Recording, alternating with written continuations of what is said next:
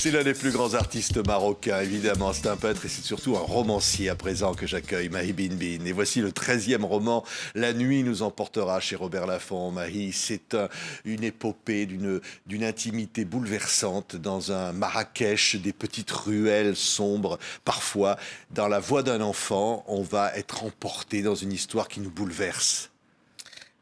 Mon histoire familiale est bouleversante, elle est shakespearienne. Mon père a été pendant 33 ans le fou du roi. J'ai écrit un roman là-dessus, où je raconte les intrigues du palais. Et mon frère a participé au coup d'État de Skirat en 1971, où il avait 25 ans, il a été embarqué dans cette galère, où des militaires ont envahi le palais et ont fait un carnage. Mon père était caché dans un sous-sol avec le roi, donc c'est du Shakespeare tout ça. Ouais. Et donc ce livre-là, c'est ma mère au milieu de cette aventure, ma mère au milieu entre mon père avec le roi et mon frère avec celui qui a essayé de tuer le roi. Oui. Et elle au milieu avec 7 enfants, enfin 6 puisqu'il y a eu l'absent. Mon frère a été embastillé dans un mouroir qui s'appelle Tazmamart. Et on a mis des gens dans le noir pendant 18 ans, sous terre, etc. Mais on ne savait pas s'ils étaient vivants ou morts, etc. Mais ma mère, au milieu, elle était là. Et devant cette tragédie, devant cette absence, devant cette souffrance, elle n'a jamais baissé les bras. Elle n'a jamais baissé les bras. Elle s'est battue, bec et ongle. Il lui restait 6 bouches à nourrir. Elle était secrétaire. Payée au lance-pierre, bien sûr. Et elle a commencé, à 40 ans, à faire des études. Elle n'avait pas le baccalauréat, elle a fait 2 années de capacité en droit, elle a eu l'équivalence pour aller à l'université. Et de secrétaire, elle a eu sa licence, sa maîtrise. Et de secrétaire, elle est devenue chef de service. Et elle nous a appris aux autres enfants qu'on n'avait pas le droit de baisser les bras. Ouais. Qu'on pouvait se battre. C'est ça qui est fou. Hein. Et ce roman, il est raconté par un petit garçon frileux. Ça pourrait être moi, ça pourrait être mon frère, ça pourrait être...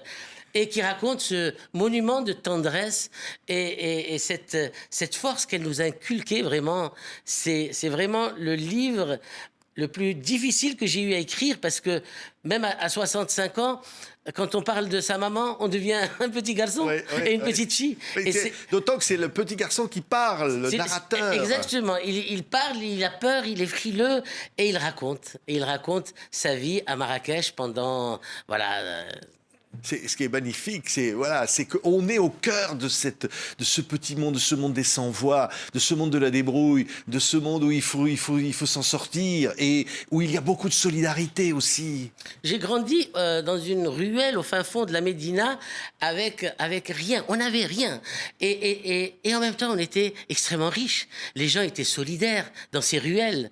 Vous savez, en Médina, la porte de la maison du pauvre et la porte de la maison du riche, elles n'ont aucune différence. Une porte peut s'ouvrir sur un taudis ou elle peut s'ouvrir sur un palais. Et les gens vivaient ensemble et s'entraidaient, hein, vraiment. Hein. Et donc moi, j'ai vécu dans cette ambiance qui se perd malheureusement maintenant, mais j'ai vécu là-dedans. J'ai vécu dans ce monde riche, ce monde d'histoire, ce monde qui pullule de vie. Oui, d'odeur. D'odeur, oui.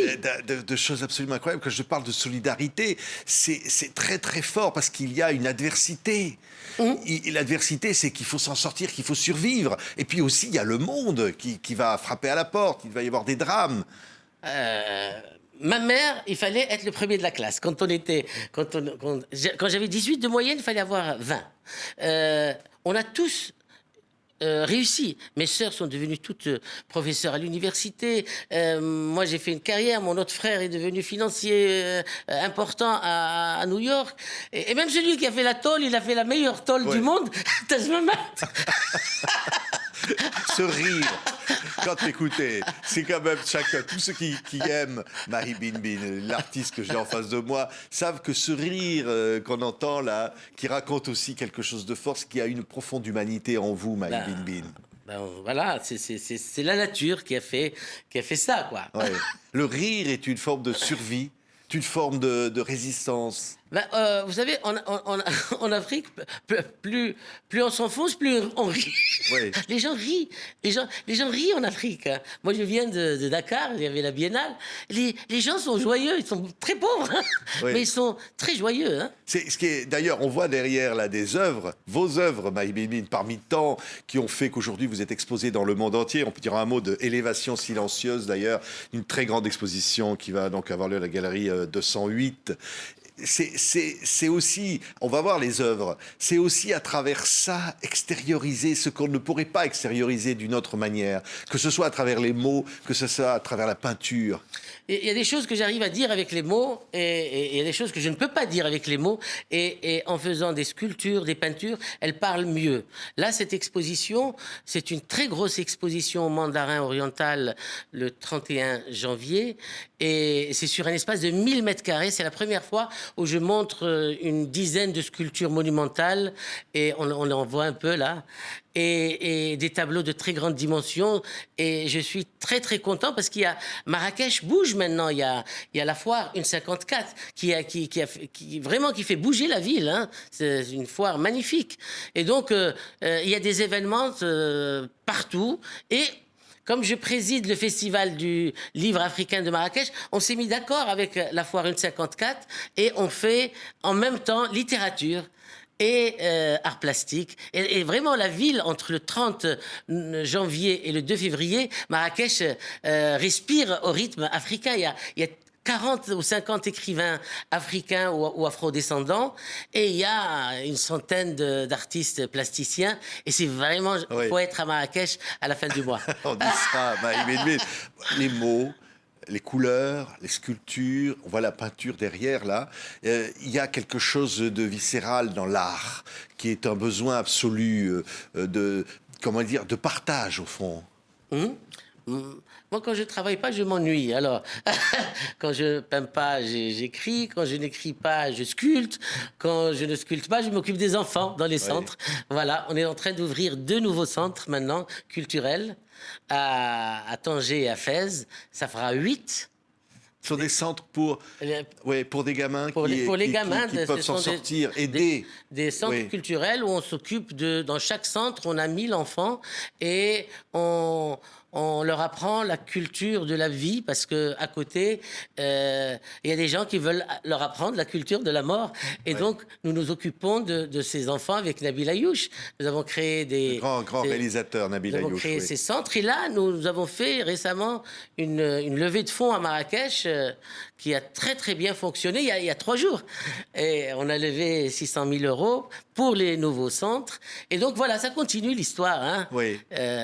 C'est un langage d'espoir. C'est dire, voilà, l'image que l'on pourrait avoir n'est pas la vraie. C'est un Maroc qui bouge, c'est un Maroc Mais le Maroc bouge, sérieusement. Sa jeunesse est forte. Il y a l'Afrique qui bouge. Oui. Il n'y a pas que le Maroc. Le Maroc bouge, mais l'Afrique bouge. Maintenant, tout le temps, moi, j'étais, comme tous les Maghrébins, on regardait vers le nord. Et bien maintenant, on regarde un peu plus vers le sud, parce qu'il y a plein de choses qui se passent, parce que l'Afrique est belle, l'Afrique est riche, l'Afrique est géniale. Moi, maintenant, je commence à me tourner un peu vers mes cousins africains, vraiment. Hein. Au fond, il y a une humanité qui vient du Maghreb, qui est très forte. On prend conscience que on a besoin de personne. Oui. on peut vivre, on n'est pas obligé d'aller mourir dans le détroit de Gibraltar ou à Lampedusa. On peut faire des choses chez nous. Et c'est tout ce discours que nous essayons d'inculquer aux jeunes, aux milliers de jeunes que j'ai dans les centres. Attention, regardez, c'est très beau autour de vous. C'est magnifique. Regardez les centres. Dans les centres, on danse, on rit, on chante. C'est génial. Vous êtes beaux, on les appelle les étoiles. Oui. Tous les centres, ce sont les étoiles. Et les enfants, ce sont nos étoiles. Et donc, on leur apprend un peu à aimer ce pays, à aimer cette Afrique qui est la nôtre. Et c'est notre destin. Et voilà, et moi, je suis très heureux d'être retourné après 25 ans de vie ici, à Paris, aux États-Unis, etc. Je suis très content d'être retourné à Marrakech. Oui. Mais le roman, il est là. C'est, je le disais, le 13e Maï Binbine, d'une œuvre adaptée au cinéma. Enfin bon, formidable écriture, formidable romancier. Là, c'est chez Robert Laffont, La Nuit nous emportera. C'est un hommage aussi à toutes ces femmes, courage. Incroyable, cette maman. Mais derrière ça, il y a quelque chose d'universel. Cette maman, elle est presque une maman universelle. Quand les 2 premières années, les détenus étaient à la prison de Kénitra. Et donc, tous les jeudis, on amenait le panier pour le déposer à mon frère qui était dans cette prison. Et puis un jour, elle est arrivée, on lui a dit non, cet enfant n'a jamais été là. Je dis mais vous êtes fou. Et elle a continué à y aller toutes les semaines avec son panier, mais pendant très longtemps. Et à chaque fois, on lui dit mais on n'a jamais eu ce nom parce que du jour au lendemain, ils ont disparu de la. Et ça, c'est dans. Ça n'arrive pas seulement au Maroc. En Argentine, c'était pareil. Au Chili, c'était pareil. Enfin, un peu partout, dans toutes les dictatures d'une certaine époque. Oui. Donc, j'avais envie de raconter le combat de cette femme, comment elle s'est battue, bec et ongle. Vous savez qu'à table, elle lui posait toujours sa part pendant 18 ans. À chaque repas, il y avait la part de l'absent. Moi, j'ai vécu avec cette absence, j'ai vécu avec ce vide pendant très, très longtemps. Et donc, j'avais envie de rendre hommage à ma mère. Oui. C'est aussi une manière de dire le Maroc regarde son histoire. Oui, oui. Et fait sienne toute cette histoire. Absolument. C'est une force terrible. Et plus jamais ça. Je pense que le Maroc a beaucoup changé, les choses. Le pays se démocratise de plus en plus, le pays s'ouvre. Mais il faut tourner la page, mais il ne faut pas la déchirer. Voilà. Oui. Tourner la page, mais pas la déchirer. Mais pas la déchirer. Et là, c'est aussi une façon de dire ce récit, c'est notre bien commun aussi. Absolument, absolument. Et puis, l'hommage à ma mère, c'est une lettre d'amour à ma mère. Oui. Et voilà. Qui nous a quittés il y a 30 ans. Elle nous a quittés quand elle a vu mon frère. 6 mois après, elle est partie. Voilà. Elle l'attendait. Quand on dit les sans-voix, c'est quelque chose, Mahi Bin, vous dites non, il n'y a pas de sans-voix. Ben, Il n'y a pas de comment dire, chaque citoyen a droit à tout, à sa dignité, à la parole. Et ceux qui ne l'ont pas, on s'en occupe. On s'occupe de diffuser la leur. Ouais. Voilà. C'est touchant d'être exposé dans le monde entier, Mahi Bin, cette reconnaissance.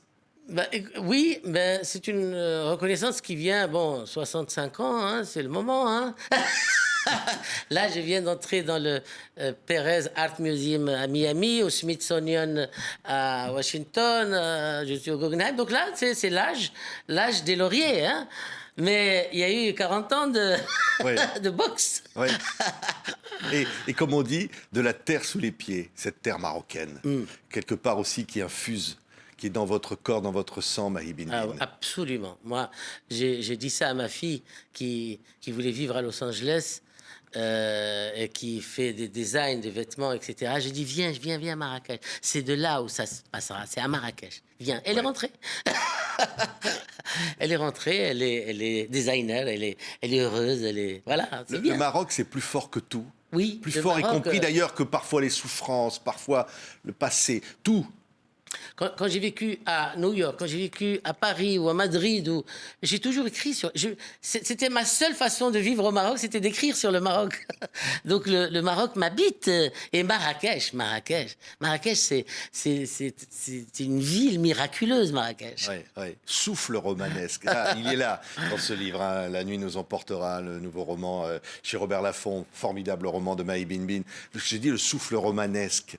Il est fort, c'est qu'au fond, là, il nous emporte, comme la nuit nous emporte. Mais à Marrakech, vous vous asseyez dans un café, on vient vous offrir un roman. Moi, tout le temps, les gens racontent les histoires, les gens adorent raconter les histoires. Et donc, vraiment, les gens viennent me raconter des histoires. Et ils ne se rendent pas compte du trésor qu'ils me donnent. Oui. C'est l'idée même que ce livre pourrait être lu comme ça, comme un conte. Après, il fait sa vie. Hein. Ouais. Après, il fait sa vie. Et un jour, peut-être des images, un film, quelque chose. On le voit, le film. On le voit, il est là. La nuit nous emportera, 13e roman absolument formidable de Mahi Bin. Grand écrivain, grand artiste tout court. Merci Mahi d'avoir été notre invité aujourd'hui. C'est moi qui vous remercie. Merci beaucoup.